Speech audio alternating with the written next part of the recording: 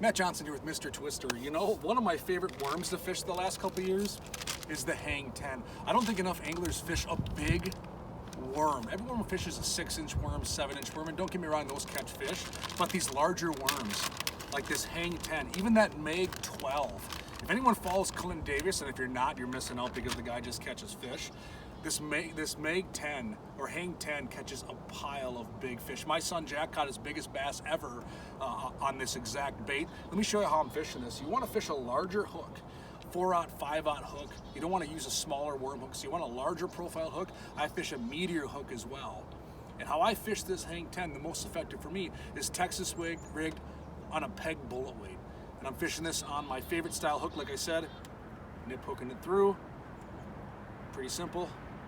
Slide it all the way up into the base of this hook so it stays on there and holds on there well. And then again, I'm finding where it's going to cross that hook, threading it through. You can see that hook point is now through the worm. Then I'm going to come back and just nip hook that just like that. And then I'm using a rubber bobber stop and sliding that bullet weight down.